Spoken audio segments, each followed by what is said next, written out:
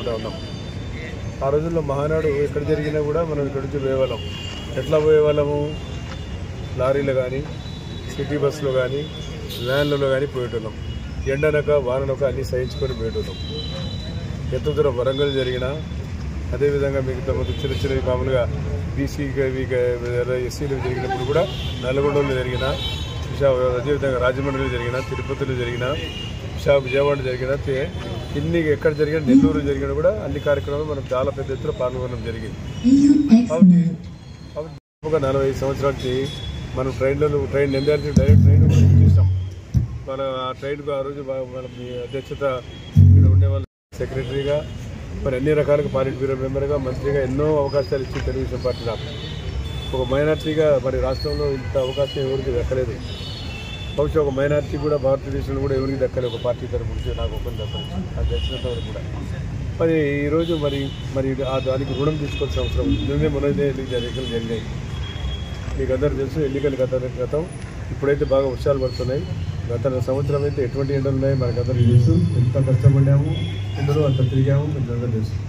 కాబట్టి ఈరోజు రేపు కడపలో జరగబోయే మహానాడు కార్యక్రమానికి ప్రత్యేకంగా రాజశేఖర్ గారిని, మన ఎమ్మెల్సీ గారు, కాకినాడ వాస్తవులు వారిని ఆధ్వర్యంలో ఇక్కడ ఏర్పాటు చేసి మనం ఏ రకంగా ఇక్కడ మనం స్పందిస్తున్నాము, ఏ రకంగా మనకు ఈ కార్యక్రమానికి మనం హాజరు కావాలని దాని గురించి విశ్లేషణ చెప్పడం జరిగింది. మనకు టార్గెట్ ఇచ్చారు పార్టీ. ఇది కూడా మనం గతం చేశాం. ఎన్నో అనుభవాలు ఉన్నాయి మనకందరికీ. మీకందరికీ నాకు కూడా అన్ని అనుభవాలు ఉన్నాయి. నేను రైల్వే స్టేడియం నుంచి కూడా మనం పోవడం జరిగింది. ఎక్కడికి పోయినాము? సికింద్రాబాద్ ప్యారెడ్ రోడ్ కూడా పోయినాం నడుచుకుంటూ. కాబట్టి మనము ఈరోజు వారు చెప్పిన సూచనల ప్రకారం ఒక టార్గెట్ ఇచ్చింది మనకు ఈరోజు. అంటే మనకు అన్ని సదుపాయాలు ఏర్పాటు చేయడం జరిగింది. అక్కడ భోజన సదుపాయాలు వచ్చేటప్పుడు కానీ, పోయేటప్పుడు కానీ భోజన సదుపాయాలు ఉన్నాయి. మనకుండే సొంత వెహికల్ ఇప్పుడు ఆ రోజుల్లో ఊరికి వెహికల్స్ ఉండేది కాదు. ఇప్పుడు ఇక్కడ ఉండేటప్పుడు దాదాపుగా 50-60% వెహికల్స్ ఉన్నాయి. అందరూ కూడా మన దగ్గరికి ప్రతిరోజు వస్తూ ఉన్నారు. ప్రతి అందరి దగ్గర కూడా కార్లు వెహికల్స్ ఉన్నాయి, సైకిల్ కూడా ఉన్నాయి. సైకిల్ కూడా రావాలనుకుంటే అదే నిన్నగాక మనకి నేను రైల్వే బోర్డు కూడా ఫోన్ చేశాం. ట్రైన్ ఏర్పాటు చేస్తామని చెప్పి. కానీ రైల్వే వాళ్ళు ఏం చెప్పినారు? లేదు సార్, మినిమం 500 కిలోమీటర్స్ కడప మనకు లేదు. మన చుట్టూ తిరిగి మీద 10-15 కిలోమీటర్లు ఎక్కువ వచ్చింది కానీ మనకు లేదు. మనం గతంలో కూడా బాలకృష్ణ గారు అక్కడ ఏర్పాటు చేసినప్పుడు కూడా మనం గుంటూరులో కూడా అన్ని ఇక్కడ స్పెషల్ ట్రైన్ వేసుకొని పోయినాం. అప్పుడు కూడా మహానాడు పోయింది కాకుండా రెండవసారి కూడా ఇప్పుడు డైరెక్ట్గా వేసుకుపోయినాం. కానీ ఎవరు రీచ్ కాలేకపోయినాం. ఎక్కడికక్కడ ట్రైన్ ఆఫ్ చేశారు. మనం నల్లపాడ పోయేసరికి మనం నల్లపాడ అయిపోయినాం, గుంటూరుకే చేరలేకపోయినాం. అప్పుడు కూడా ఆ రోజులో అన్ని సదుపాయాలు కూడా బస్సులో, లారీలో పంపించాం. ఫుడ్ అంతా పంపించాం. బియ్యం, బ్యాగు, పప్పు, ఉప్పు, నూనె, గ్యాస్ అన్నీ పంపించాం. అవి గ్యాస్ చేరలే, అవి చేరలే, మనం కూడా చేయలేకపోయినాం పరిస్థితి. కాబట్టి దానికోసం మనమే ఇక్కడ ఉదయం 10 గంటలకు చేయకపోతే అక్కడ మహానాడు కార్యక్రమం చూడడానికి 29వ తేదీ ప్రత్యేకంగా 29వ తేదీ మన డెలిగేట్స్ అయితే 27వ తేదీ 28వ తేదీ డెలిగేట్స్ ఎవరైతే పార్టీ కార్యకర్తలు ఉన్నారో, ఎవరైతే కమిటీస్ ఉన్నాయో ఆ కమిటీలందరికీ ఆహ్వానం ఉంటుంది. ఆహ్వానం ప్రకారం మనమందరం కూడా ఆ రోజు కార్యక్రమం పాల్గొనాల్సిన అవసరం ఉంది. కాబట్టి వాళ్ళకందరికీ కూడా ఇన్విటేషన్స్ ఉన్నాయి. ఆ ఇన్విటేషన్స్ అన్నీ మీకు కన్వీనర్ ద్వారా మీకు అందుతాయి. కానీ 29వ తేదీ ప్రత్యేకంగా కార్యకర్తలు రావాలా, మన పార్టీ బలం చూపించాల్సిన అవసరం ఉంది. మనం ఎన్నో అభివృద్ధి సంక్షేమ కార్యక్రమాలు చేశాం. రాష్ట్రంలో ఎన్నో కార్యక్రమాలు కూడా చేయాల్సిన అవసరం ఉంది. కాబట్టి ఇవన్నీ దృష్టిలో పెట్టుకొని మనం ప్రజలు తెలియజేయాలి. ఆ రోజు ముఖ్యమంత్రి గారు లోకేష్ గారు కూడా ఒక రోజు ముందు వచ్చి లోకేష్ గారికి రేపు ఉదయం వస్తున్నారు సార్, రేపు రాత్రి వస్తున్నారు, ఈరోజు నుంచి కార్యక్రమం మొదలవుతుంది. కాబట్టి మనం కూడా కృషి తీసుకొని మనం కార్యకర్తలు, మిత్రులు, శ్రేణులు ఎవరైతే ఉన్నారో అందరూ కూడా మీరు వచ్చి ఈ కార్యక్రమంలో పెద్ద ఎత్తున పాల్గొని దీన్ని జయప్రదం చేయాల్సిన బాధ్యత మనకందరికీ ఉంది. గతంలో మన కర్నూలు జిల్లాలో చాలా పెద్ద ఎత్తున చేశాం. కర్నూలులో కూడా 2-3 ఈవెంట్స్ జరిగినాయి. చాలా బ్రహ్మాండంగా చేశాం గతంలో కూడా, మీకు అందరికీ తెలుసు. అదేవిధంగా కడపలో మొట్టమొదటిసారిగా మహానాడు కార్యక్రమాన్ని ఏర్పాటు చేయడం జరిగింది. మహానాడు ఈరోజు కడపలో ఏర్పాటు చేస్తారంటే నడిబొడ్డున అక్కడ రాయలసీమ ఉంది కాబట్టి ఇప్పుడు పాత కర్నూలు జిల్లా కానీ, ఇటు అనంతపురం జిల్లా కానీ, చిత్తూరు జిల్లా కానీ, ఈ జిల్లాలకు మన నడుమ అటు పక్కన కూడా నెల్లూరు ఉంది. కాబట్టి ఆ 5 జిల్లాల మధ్యన కడప ఉంది. కాబట్టి కడపలో ఏర్పాటు చేయాలని చెప్పి ముఖ్యమంత్రి గారు నిర్ణయం తీసుకొని కడపలో ఈరోజు మనం మహానాడు కార్యక్రమం ఏర్పాటు చేయాలి. గతంలో ఎన్నికల దృష్టిలో పెట్టుకొని మనం చేయలే. మన కౌంటింగ్ జరిగేది కాబట్టి మనం ఆపేసాం. మనకైతే పోలింగ్ అయిపోయింది. పోలింగ్ తర్వాత మనం చేసుకోలేకపోయినాం. కౌంటింగ్ జూన్ 4వ తేదీ కౌంటింగ్ జరిగింది కాబట్టి ప్రభుత్వాన్ని 6వ తేదీ మనం ఏర్పాటు చేసుకోవడం జరిగింది. 12వ తేదీ షేరింగ్ చేయడం జరిగింది. మరి ఇవన్నీ మీకు బాగా తెలుసు. మీకు అనుభవం ఉండే వాళ్ళందరూ కూడా తెలుగుదేశం కార్యకర్తలు, మీరు సుశిక్షితులైన కార్యకర్తలు, మీకు అంతా అనుభవం ఉండే వాళ్ళు నేను ప్రత్యేకంగా చెప్పాల్సిన అవసరం లేదు. కాబట్టి మీరు విన్నట్టు ఉన్నారు. మీరు మళ్ళీ దీన్ని కూడా మనం ప్రిసైజ్గా తీసుకొని ఏదైతే వారు కూడా మనకి విచారణ చేసినట్టు వారికి కూడా ప్రిసైజ్ వారు కూడా గౌరవం మనం కాపాడాల్సిన అవసరం ఉంది. మరి రవి పాప అన్న నిద్రాల మానసికలు ఉంటున్నారు కాబట్టి బాధ్యత తీసుకోవాల్సిన అవసరం ఉంది. మనం ఎవరికైతే బాధ్యత అప్పగిస్తారో ఆ బాధ్యతను మీరు అది అన్నీ కూడా మీకు ఎవరికి మీరు బస్సులు నేను స్కూళ్ళు కాలేజీలు కర్నూలు ఎన్ని ఉన్నాయి అన్ని ఉన్నాయి. కర్నూలు జిల్లాలో కర్నూలు హెడ్ క్వార్టర్ ఎన్ని ఉన్నాయి అంత తక్కువ ఇక్కడ కూడా లేవు. ఇక్కడ engineering college, medical college, agriculture college ఉన్నాయి, అన్ని కాలేజీలు ఉన్నాయి. మీకు ఏ స్కూల్ బస్సులు కావాలో దానికి ఏర్పాటు చేస్తాం. సొంత కారు ఉండడం ఎంత ఉన్నారు లీస్ట్ అవుట్ చేయండి. మీరు కూర్చొని కొంతమంది కూర్చొని ఎన్నిక బండ్లు ఉన్నాయి, ఎవరెవరు సొంత బండ్లు ఉన్నాయి, వాళ్ళు ఏ రకంగా వస్తారో వాళ్ళ బస్సులు ఉన్నాయి. ఆర్టీసీ బస్సులు ఎవరైనా కావాలనుకున్నారు ఆర్టీసీ బస్సులు కూడా ఏర్పాటు చేస్తాం. స్కూల్ బస్సులు, ఆర్టీసీ బస్సులు, మీ ప్రైవేట్ వెహికల్ వాహనాలు తీసుకొని మీరు కడపకి పెద్ద దూరం కూడా లేదు. కారులో పోతే గట్టిగా పోతే గంటంబావుకి వెళ్ళిపోతాం, లేకపోతే గంట వరకు అయితే ప్రయాణాశయంగా మధ్యలో టిఫిన్ చేసి కూడా వెళ్ళిపోవచ్చు.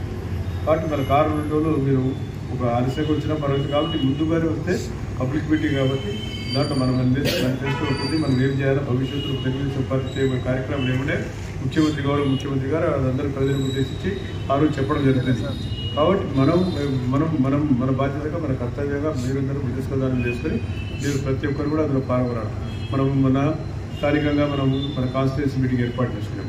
మళ్ళీ జిల్లా మీటింగ్ కూడా ఏర్పాటు చేసుకున్నాం.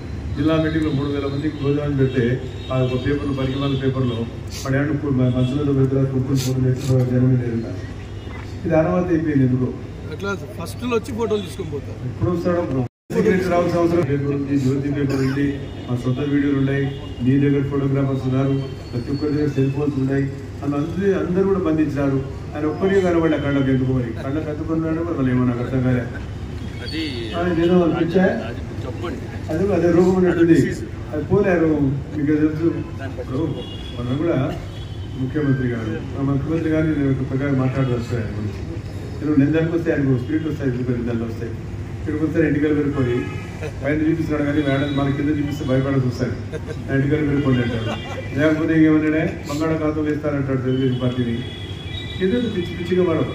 స్థాయి గౌరవం ఉన్న వ్యక్తి గౌరవంగా మాట్లాడితే ఇంకా దానికి గౌరవం విలువ ఉంటుంది. కానీ నేను కూడా ఇంకొకళ్ళు ఎక్కువ ఎవరు చెప్తారు మాట్లాడితే నా విలువ ఉంటుంది, నాకు వారికి తేడా ఉంటుంది. మన ముఖ్యమంత్రి హోదా చేసే వ్యక్తి ప్రజలకు 5 ఏళ్ళు ముఖ్యమంత్రిగా చేసావు. ఏ రకంగా మాట్లాడాలా, ఏ రకంగా సందేశం ఇవ్వాలా, కాబట్టి ఏం మాట్లాడతారో కూడా తెలుసు. ఇది వాళ్ళని అది ఈరోజు చూస్తున్నారు. ఎంతమంది ఎటువంటి కార్యక్రమం చేశారు. ఇక్కడ డిస్టరీ ఫ్యాక్టరీ ఉండేది. ఆ డిస్టరీ ఫ్యాక్టరీ ఎటువంటి తయారవుతున్నాయో ఆయన చేసి బాగా ఒక్కదానికి కూడా ట్యాక్స్ కట్టకుండా బయటకు వచ్చాయి సరుకులని. అందువల్ల ఎస్పీరెడ్డి డిస్టరీ ఫ్యాక్టరీలో మొత్తం అదేం భూమి ఏం పెట్టారు పేర్లు, ఆ పేర్లే వెళ్ళాము ఆ జీవితంలో. ఆ మందు పేర్లు కొత్త మందులు వెళ్ళి తాగి పాప అందరికీ తీసుకొచ్చి చాలా మంది చచ్చిపోయినారు కూడా. ఇది అవుతుంది చచ్చిపోతారని చెప్పి ఆ రకంగా లివర్ సిరీస్ నుంచి ఎంతమంది చచ్చిపోయినారే హాస్పిటల్లో. అది స్టాటిస్టిక్స్ కూడా తీసాం మనం.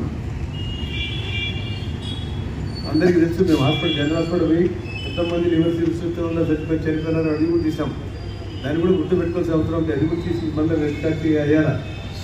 కాబట్టి ప్రభుత్వం గుర్తించిన బ్రాండ్ అయితే ఒక బ్రాండ్ కూడా లేదు. మరి ఈ రకంగా అక్రమమైన సంపాదన సంపాదించుకొని ఈరోజు మళ్ళీ ప్రభుత్వం మళ్ళీ అధికారులకు వస్తారు మళ్ళీ అని చెప్పి ప్రజలు చెప్పి ఏ ప్రజలు నమ్ముతారు. మళ్ళీ అధికారులు వస్తే పాతాళంలో ఉండి కూడా చూపిస్తాడు. అక్కడ నేను చెప్పింది కాదు. లోపల ఎక్కడున్నా 7 సముద్రాలు 7 సముద్రాల్లో పాత సినిమాలు పాత సినిమాలు ఏదో ఇంటా ఉంటాయి. మేము కథలు ఇలా కదా మాయల భాగ్య పరాడు ఏడుగా అంటే రామచంద్రుడు ఉన్నట్టు ఏడో ఆయన 7 సముద్రాలు ఉండే దాక్కునే వదలని అంటాడు. ఆయన చెప్పినప్పుడు బాగా మంచిది, ఇంకొక మనం చేస్తే తప్ప. నువ్వేం లాంగ్వేజ్ మాట్లాడారు మీరు చంద్రబాబు గురించి, ఎటువంటి భాష ఉచ్చరించారు. సరే అవన్నీ కూడా నిజంగా అరెస్ట్ చేశారు. నాకు తెలుసు. నేను తప్పని ఎవరు లేరు, అందరూ అరెస్ట్ చేశారు. మొత్తం ఉండే మన శాస్త్ర ఇన్ఛార్జ్ ఎవరైతే ఉన్నారో అందరూ అరెస్ట్ చేశాం. నిజంసరి నేను నాకు చంద్రబాబు నాయుడు వీడు ఉదయం 7:30 కూర్చొని డబ్బా వ్యాన్ తీసుకొచ్చాను. ఒక డబ్బా పాత సినిమాలు మనం చూస్తాను కదా, డబ్బా వ్యాన్ తీసుకొచ్చాను. దాన్ని ప్రొటెక్ట్ చేశాను. అది వ్యాన్ తీసుకుంటారు, హెలికాప్టర్ తీసుకోవాలి. మళ్ళీ మాట్లాడి హెలికాప్టర్ తీసుకోవాలంటే బ్యాక్ ల్యాక్స్ వాళ్ళు ఉండాలి, సాయం ఉండగా వాళ్ళు కూడా తీసుకోవాల్సి వస్తుంది. వాళ్ళకి పర్మిషన్ తీసుకోవాలి గవర్నమెంట్ ఆఫ్ ఇండియా అంటారు. ఏం తీసుకుంటావు ఫ్లైట్ తీసుకోవాలి, ఇదే పోయింది అని లేదు, ఒప్పుకోలేదు. సారైతే ఆయన వ్యాన్లో ఒక బండోలు వస్తాడు కానీ మేము వేరే వ్యాన్లు రాదని చెప్పాను. అది ఇట్లా అదేం ఎందుకు ఇదే మరి కేసు పెట్టించి ఎక్కడికైనా నాగాలంది పెట్టి నిజాలు రాత్రి బయట ఎవరు బయటికి రాకుండా అందరు మీటింగ్ జరిగింది. మనకి సాయంత్రం 8 గంటలకు మీటింగ్ అయిపోయింది. అందరూ ఇంటికి వెళ్ళిపోయిన తర్వాత రాత్రి 1 గంటలకు 2 గంటలకు 3 గంటలకు వచ్చి పోలీసులు వందలాది మంది వచ్చి పోలీసులతో చుట్టుముట్టి మన కార్యకర్తలు ఎవరుతున్నారు, ఎవరైతే ఇచ్చారు ఉన్నారో అందరూ తీసుకుపోయి అరెస్ట్ చేసి నన్ను ఒక్కరిని వదిలేసి ఏదో పెద్ద అన్యాయానికి అని నన్ను కూర్చొని అందరికి ఎవరు రాలే నన్ను పరిగణించి వెళ్ళాను. ఎవరు నేను పాప నేను సాగిపడి నేను అప్పుడు చెప్పాను మన కాలేజీ దిగుతాను నన్ను పోతాను నేను పోతాను చెప్పాను సారీ పంపని పంపించాను. అప్పుడు నేను లేదు అది కూడా ఆయన ఉద్దేశం వెళ్ళాడు. పరిస్థితి ఇంత దుఃఖమైన ఇంత దుఃఖాన్ని కార్యక్రమం ఇంత బాధాకరమైంది ఇవన్నీ మనం ఆలోచించుకోవాల్సిన అవసరం. ఎవరి కోసం చేయాలా? చంద్రబాబు నాయుడు గారు రాత్రి కూడా పనిచేసే వ్యక్తి. నువ్వు కూడా ఆయన పనిచేశారు. ఎన్టీ రామారావు గారితో పనిచేశారు, చంద్రబాబు పనిచేశారు.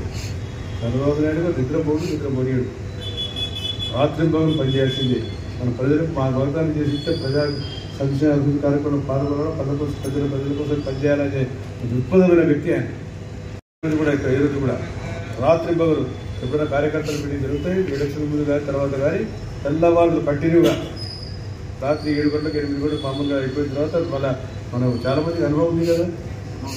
శ్రీరాములు నేను అందరూ తెలుసు, ఇక్కడ సీనియర్లకు అందరూ తెలుసు. కంటిన్యూగా మనం తెల్లవారి మళ్ళీ రిపీట్గా మళ్ళీ నిద్రపోయాడు. ఆ రకంగా పార్టీ కోసం మన కోసం పార్టీ చేసే వ్యక్తి మరి అటు వ్యక్తి ఈరోజు మనం దాదాపుగా మరి ఈరోజు ఎన్నో అభివృద్ధి కార్యక్రమాలు చేయాల్సిన అవసరం ఉంది. మళ్ళీ వచ్చే రెండు కూడా మనకు వెళ్ళి కల్తీ పొందడం కూడా వేయాలి. మళ్ళీ ఆగస్టులో ఇప్పుడు మహిళలకు కూడా మన సూచనలు వచ్చాము. అవి కూడా 6 చేయాలి. ఏదైతే వాగ్దానం చేసామో మళ్ళీ 4,000 రూపాయలు ఎన్నికలు చెప్పాం. ఎలక్షన్ అయిన తర్వాత 20 నెలలోనే 2 నెలలని 3,000 4,000 పెంచి 7,000 రూపాయలు ఇచ్చాను మీకు అందరూ చేసి 1 నెలలో. మళ్ళీ అదే ఆయన 3 నెలలు చేస్తామని చెప్పి 5 సంవత్సరాలు చేశాడు. అప్పటి మీద గ్యాస్ ఇచ్చాము. గతంలో కూడా గ్యాస్ ఇచ్చాము ఉచితంగా. నేను మనమంతా ఈ దీపం పథకం మీద మహిళలు గుర్తించి అందరికీ కూడా ప్రతి ఒక్కరికి గ్యాస్ లేదు. ఇది కూడా మహిళలు పాపం వాళ్ళు ఈ 30 కట్టెలు పెట్టలేక బలహీనమైపోయి మనకి మీకు తెలిసి వాళ్ళ పరిస్థితి చేరుకున్న పేదవారికి ఆదుకోవాలని చెప్పి ఉద్దేశించి మళ్ళీ వారికి ఉచితంగా 3 గ్యాస్ వారికి తీసుకొని అది దాన్ని కూడా మనం మీ బాధ్యత రాజశేఖర్ గారు ఇక్కడికి వచ్చి మమ్మల్ని ఉద్దేశించి మన తమ్ముడు వెళ్ళి మీరు చేయాలని చెప్పి చెప్పడం, మీకు అందరికీ గురించి చెప్పడం మనం ప్రత్యేకంగా తీసుకోవాల్సిన అవసరం ఉంది. గతంలో ట్రైన్లో పెట్టాం మనం. నేను కూడా అడిగిన ట్రైన్ మనం అన్ని చేస్తున్నాం. మాట్లాడిన ట్రైన్ చెప్పారు మనకు 5,000 కూడా అయితే గిట్టారు దానికి గిట్టారని చెప్పి. సరే ఏదైనా సరే మీరు బాధ్యతగా తీసుకోవాల్సిన అవసరం ఉంది. చెప్పిన మాటలు బాగా విని మీరు రేపు ఏదైతే లిస్ట్ ఇచ్చారు రవి ఉన్నాడు లిస్ట్ ఇచ్చారు పార్టీకి గెలపాలా ఏ బస్సు ఎవరు దానికి ఇచ్చారు అని ఒక బుద్ధి చెప్పారు. అవన్నీ చెప్పాను. ఇవన్నీ మీరు సక్రమంగా చేసి పార్టీ గౌరవాన్ని ప్రతిష్టను తీసుకోవాల్సిన బాధ్యత మన కార్యకర్తలు చేస్తూ మరి ఈరోజు ఈ కార్యక్రమం ముఖ్యంగా ఈరోజు ఇక్కడికి ఇచ్చేసినందుకు రాజశేఖర్ గారికి ప్రత్యేకమైన ధన్యవాదాలు తెలియజేస్తా ఉన్నా. Thank you